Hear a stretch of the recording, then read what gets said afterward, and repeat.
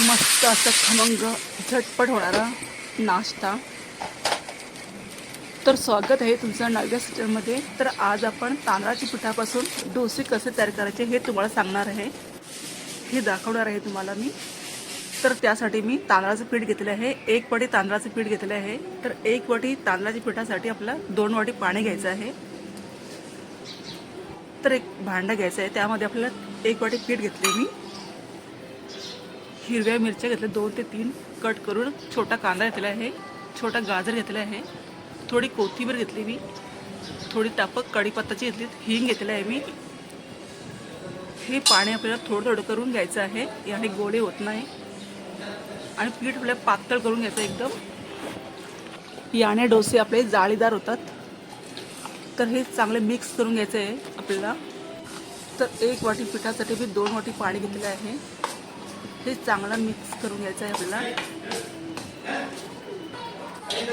तर असं पातळ पीठ करून घ्यायचं आहे आपल्याला. आणि बघू शकता अगदी मस्त पातळ झालेलं आहे, आणि आपली जाळी पण येते डोस्याला. तर चवीपुरतं आपल्याला मीठ घेतलं आहे मी.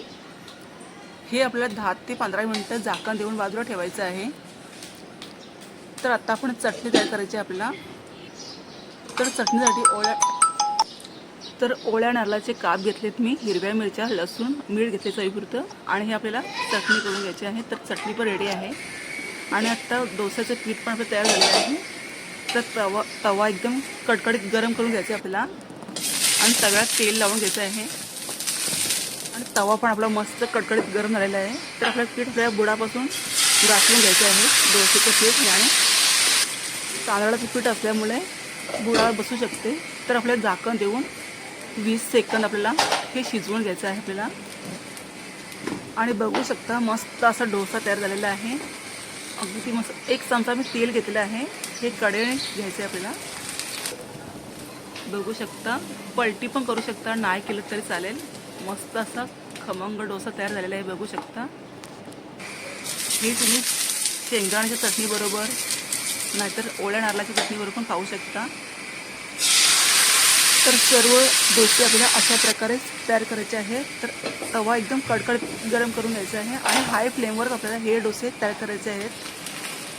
अगदी झटपट होणारा असा खमंग नाश्ता. तांदळाच्या पिठापासून तयार केले मी डोसे ते तुम्हाला दाखवले. बघू शकता अशी मस्त जाळी पण येते. तर 1 वाटी पिठापासून 5 ते 6 डोसे अगदी आरामात होतात. तर माझी व्हिडिओ आवडली असेल तर लाईक करा.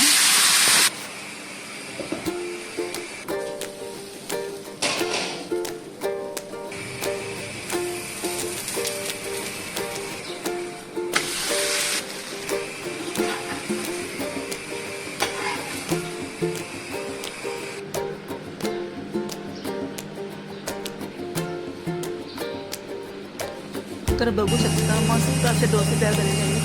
जर लहान मुलांसाठी असेल तर तुम्ही हिरवी मिरची टाकू नका.